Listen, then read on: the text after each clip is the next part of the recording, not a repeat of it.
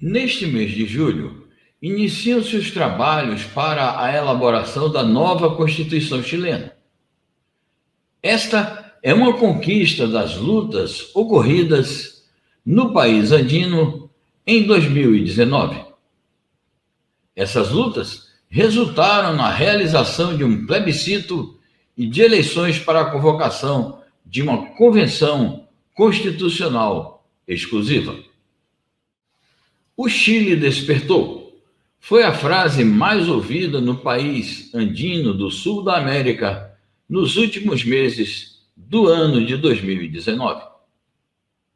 No mês de outubro daquele ano, irromperam na capital Santiago e em outras cidades do Chile manifestações populares.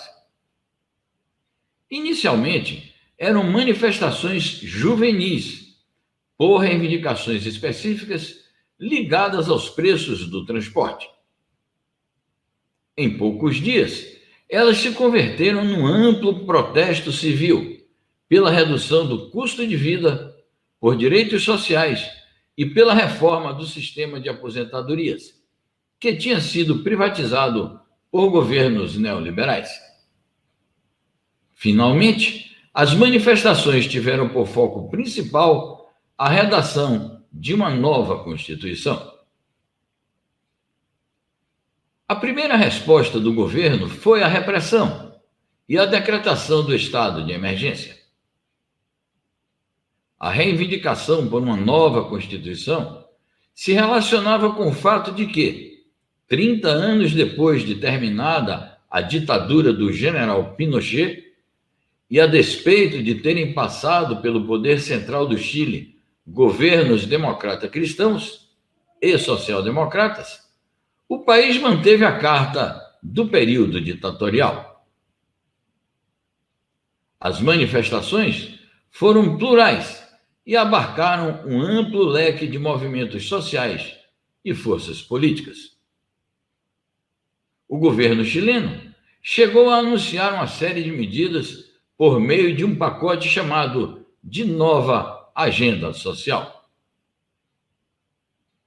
Um mês depois de deflagrado, o movimento alcançou uma vitória política com o acordo entre o governo e o Congresso, assinado pela maioria dos partidos políticos com representação parlamentar, para a convocação de um plebiscito nacional em 2020, a fim de decidir sobre a convocação de uma convenção constituinte.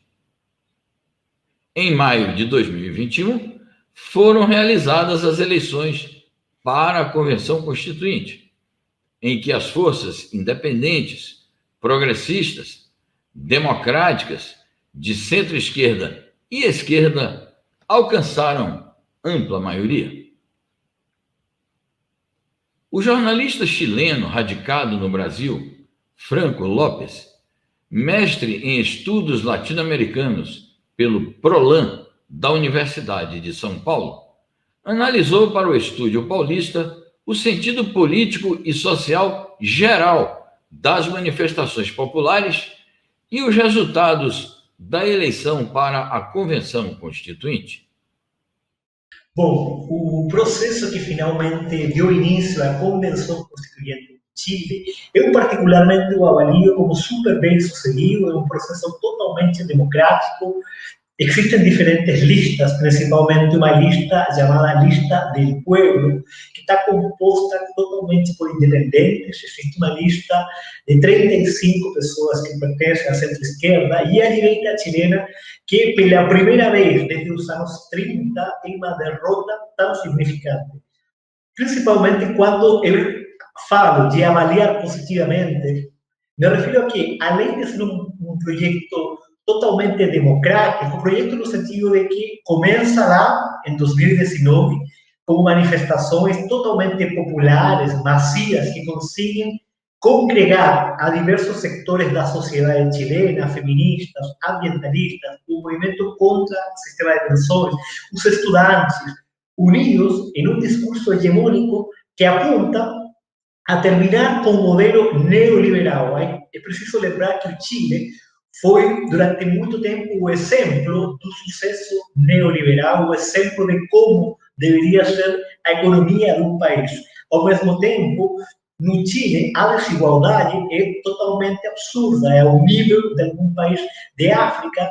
Segundo índices, o Chile está entre os 3 primeiros países mais desiguais do mundo. E por isso que esta convenção constituinte vem finalmente a colocar um ponto final a um sistema totalmente fracassado, um sistema que não serve e que finalmente é uma fábrica de pobreza, um sistema neoliberal implementado no Chile, que atualmente começa a se implementar de maneira mais radical no Brasil, não é mais que uma fábrica de pobreza, um sistema falido, que não funciona, que não existe país bem sucedido, que tenha usado o sistema neoliberal e que finalmente cria sistemas de repressão que não se condizem com uma verdadeira democracia.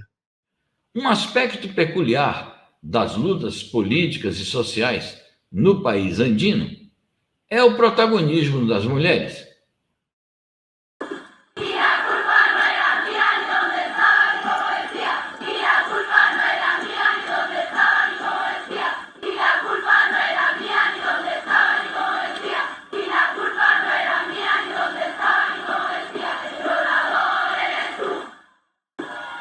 O que acabou se refletindo nos resultados eleitorais e na composição da Convenção Constituinte.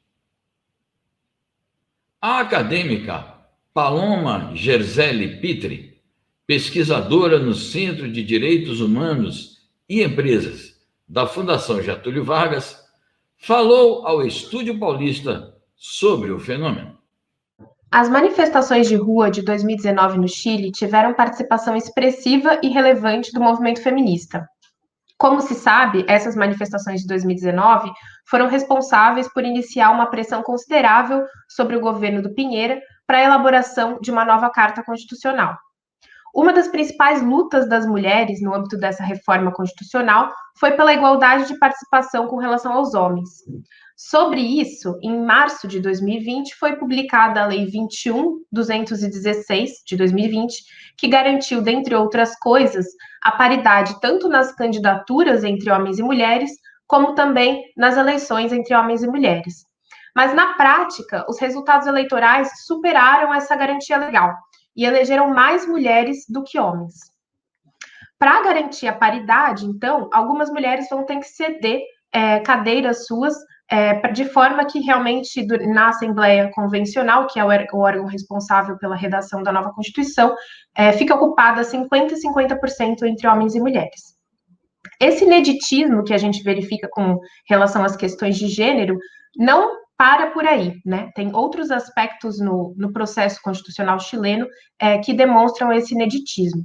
Então, a gente pode destacar aí outras coisas, como a grande quantidade de candidatos independentes eleitos, a perda da força da direita, que não conseguiu 1/3 dos votos para ter seu poder de veto, e a presença de outros grupos minoritários, como, por exemplo, destaca-se os povos indígenas, que também têm cadeiras reservadas na Assembleia Convencional Constituinte e que possivelmente vão lutar por uma maior autonomia nos seus territórios dentro do Chile.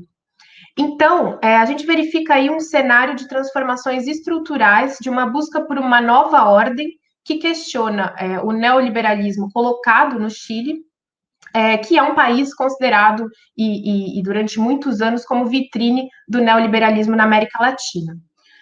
Para que essas transformações elas realmente se expressem no texto constitucional, é necessário garantir a lisura do processo e das formas democráticas.